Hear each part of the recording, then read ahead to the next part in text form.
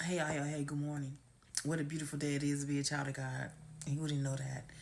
I hope y'all woke up this morning, got suited and booted with the armor of God on, because that's the only way that we can fight off the wiles of Satan, the distractions that he throws our way with those fiery darts. We need the armor of God because it's a spiritual thing. And y'all know he came to kill, steal, and destroy. He don't care about us, and he definitely not like us. But this morning I was thinking about how I'm almost a half a hundred, y'all. I'm almost 50 years old. And I done been through a lot to get here.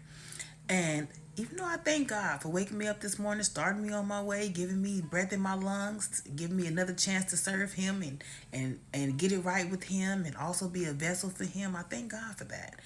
But I was just thinking about all the stages that I had to go through to get here. And then I thank God for me being able to take from each stage and know what I do like, what I don't like, how I want to be treated, how I don't want to be treated.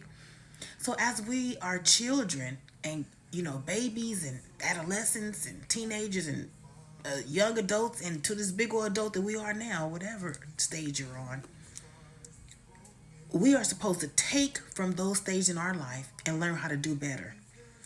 So we're not staying in that place of thinking like a baby. I've been through some relationships, some friendships. I've had a few of them. I've had some situationships and even some entanglements.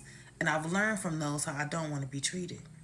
And that just is what it is. So now I'm at the point in my life where I'm zero tolerant for a lot of human inflicted pain. I don't have time for it. And I thank God for that. Because look,